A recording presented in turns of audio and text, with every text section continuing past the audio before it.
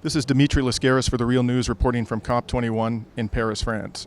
I'm here today with Pablo Solon, the former UN ambassador for Bolivia, who in that capacity successfully spearheaded resolutions for, amongst other subjects, the human right to water and indigenous rights. And subsequently, Mr. Solon became, for a period of time, the executive director of the NGO Focus on the Global South. And he has extensive experience in negotiations at COP conferences preceding this one. Thank you for joining us today, Mr. Solon. Thank you, and thank you for this opportunity to speak about this COP21. Yes, it's hopefully going to be a decisive one, but indications might suggest otherwise, and I want to get into that with you. Before I do that, though, I want to talk about your work in the past. You've been a leading critic of the notion of the green economy. And could you summarize for us what the nature of your critique is? So I think that the green economy, its main goal is to make money out of the environmental crisis. So what they are saying is our mistake, so their mistake, is that they didn't put a monetary value to the functions of nature. So now how we are going to address this environmental crisis by putting price to the functions of nature. Pricing carbon, pricing the capacity of forests to capture and store the CO2, pricing ecological services. So that is their approach. Their approach is that markets are going to fix the problem that markets have created, because what we are suffering now is the consequences of a logic that commodifies everything. So I really don't believe that by bringing markets into nature, we're going to solve this environmental crisis. I think exactly the opposite. We have to recognize that nature is a living organism and that has its vital cycles, and that we must respect them.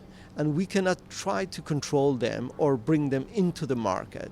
We have to put the economy under the vital cycles of the Earth system and not the other way around. So that is why I'm a promoter of the rights of nature, and I'm a very strong critic of the green economy. And based on the draft that has been produced thus far here at COP21 and the statements that have been coming out of governments, particularly from the West, do you think that that is a critique that is being incorporated into the current agreement? And if it isn't, in what ways would the current agreement need to be amended in order to embrace the concepts you just articulated? Well, I would say that the current agreement is going to move in the direction of the commodification of nature, of the green economy.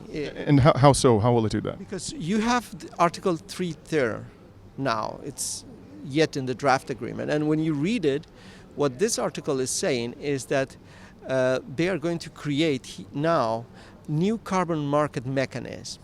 And they have found a new name. The name is Mechanism to Support Sustainable Development. So the way they hide their intention to commodify nature is by this name of sustainable development. But when you read the text, they are speaking about carbon credits, offsets, on new sectors that are going to be defined and for all countries.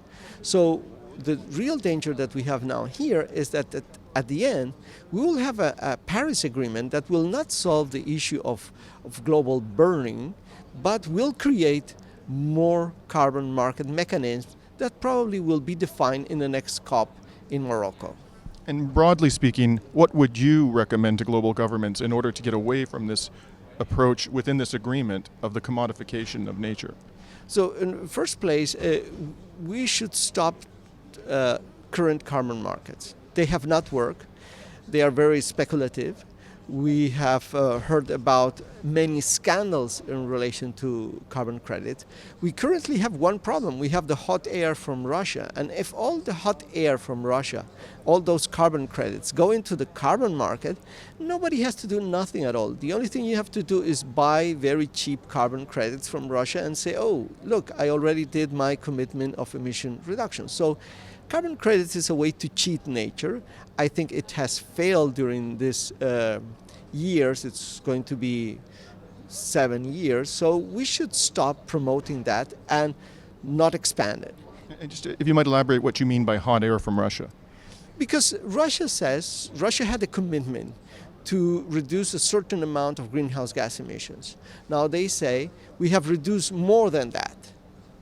according to the rules of the Kyoto Protocol, what the surplus that you did, you can bring it into the market as carbon credits.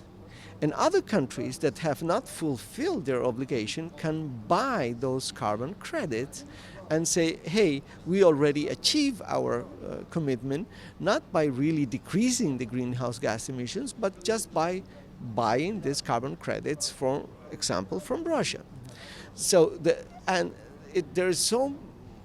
the amount of hot air from Russia is so big that the European Union has said, hey, we're not going to buy them, because otherwise then no country will do nothing. No? So this shows how bad the issue of carbon credits is moving. And in my country, Canada, two largest provinces in terms of population, Ontario and Quebec, are now formulating a cap and trade scheme. And they are claiming that this is going to be a meaningful contribution, an important contribution to Canada's efforts to fight climate change. What's your view about that? Well, I really don't think about it. I mean, we have to look at all the reports about carbon credits. They show that carbon credit didn't contribute to the reduction of greenhouse gas emissions. And we have had so many cheating things. No, let me give you one example. There is one gas that is much stronger than carbon dioxide, no? HFC 23. So what happened in the case of China and in India was that they developed projects to create factories that produce this gas in order then to say, hey, we're going to now dismantle these factories, and because we're going to do that, we're going to bring carbon credits into the market. So, and this is not something that I'm saying. We all know that this has happened. And if you look at carbon credits, they are used in order to make money. So I really don't believe in the mechanism. I think that if you have a commitment, no, you have to pay your commitment. You have to do it. You cannot use a carbon credit mechanism to say, okay, look, I'm not going to do it, but I'm going to buy from this one.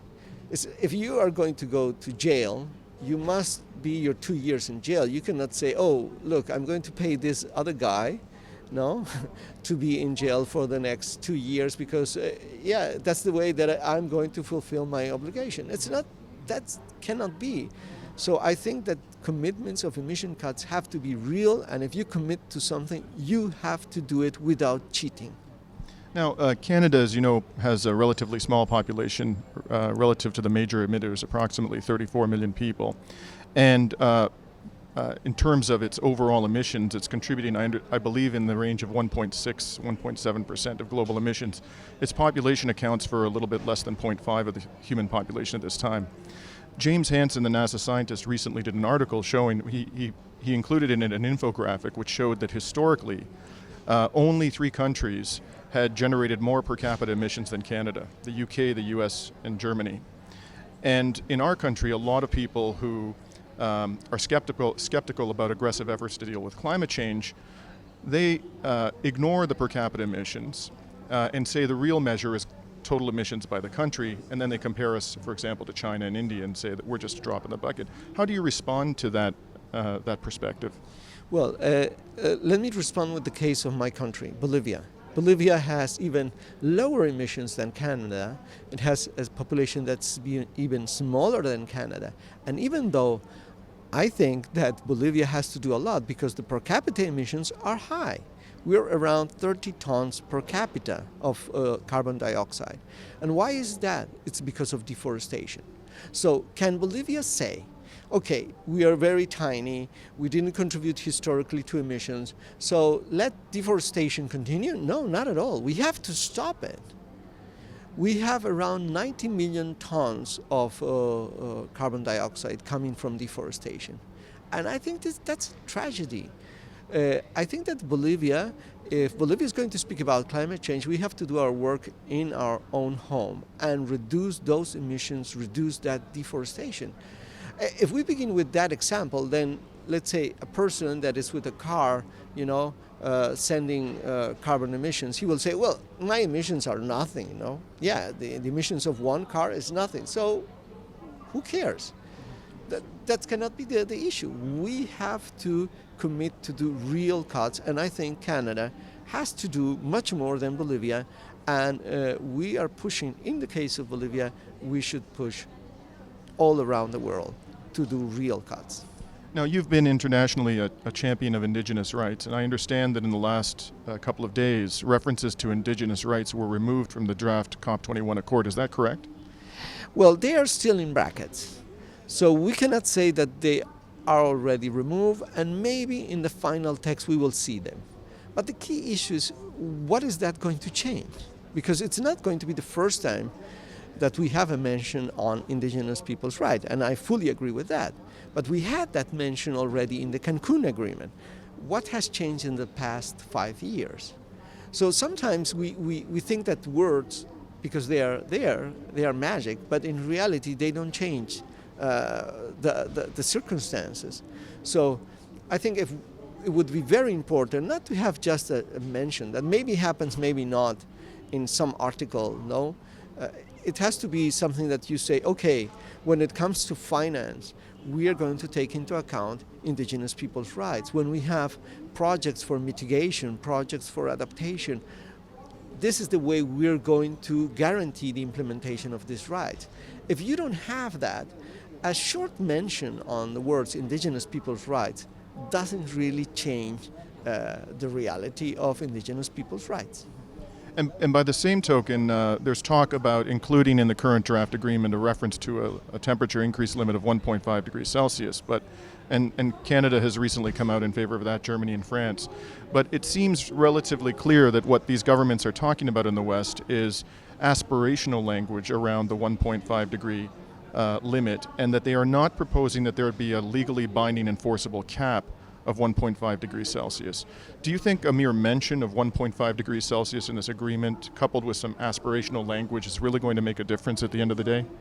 Well, I fully agree with you. No, I think it's not enough to have the mention, but it's good to have the mention. No, and there is no relation between what they are putting on the text, 1.5 degrees Celsius, and the fact that the intended national determined contributions that they have presented are far away from 1.5 degrees Celsius. So if you want to be coherent, you say 1.5, and then I make commitments that are in line with that.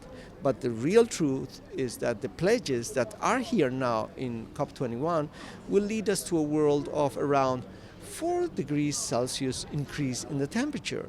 So that is the truth. The second problem that we need to highlight, and I have heard it here too, is that some are saying, hey, yes, let's discuss 1.5, but in order to achieve that, we're going to move to geoengineering, to carbon capture and storage, to bioenergy.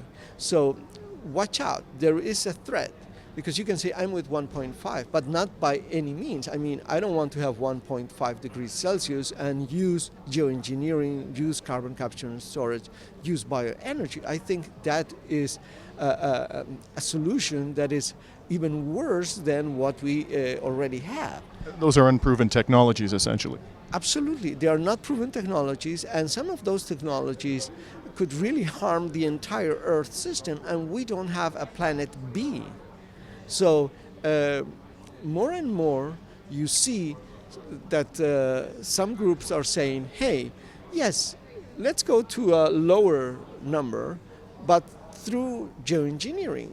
And I think this is really very dangerous. And at the end of the day, just to close it out, where do you think we're going to end up at the end of this conference? Are we going to have an agreement that is going to come even remotely close to doing what global governments need to do and global business needs to do in order to prevent catastrophic climate change? Definitely, we're not going to have an agreement that will stop the planet from burning. And that is because the current INDCs are really on the wrong direction. INDCs being the emissions reduction targets of the various states.